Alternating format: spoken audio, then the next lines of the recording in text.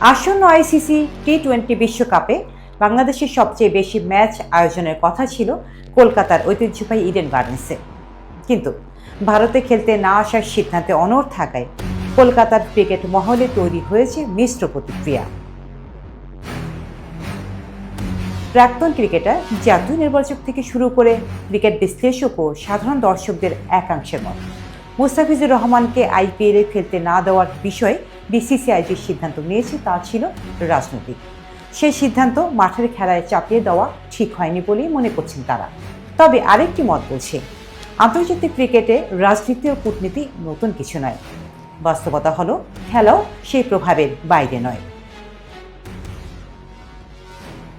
এদিকে বাংলাদেশি সমর্থকদের নিরাপত্তা নিয়ে যে প্রশ্ন তোলা হয়েছে সেটিকে অবান্তর বলছেন কেউ কেউ। তাদের যুক্তি, বর্তমানে মেডিকেল ভিসা ছাড়া বাংলাদেশিদের ভারতীয় ভিসা প্রায় বন্ধই রয়েছে, ফলে সমর্থকদের বড় অংশেরই ভারতে আসার সুযোগ নেই। তবে কলকাতার ক্রিকেট মহলের বেশিরভাগই একমত, মুস্তাফিজুর রহমানকে নিলামে তুলে দলে নিয়েও পরে খেলতে না দেওয়ার অনুচিত সিদ্ধান্ত ছিল। এই সিদ্ধান্ত আগেই নেওয়া উচিত ছিল।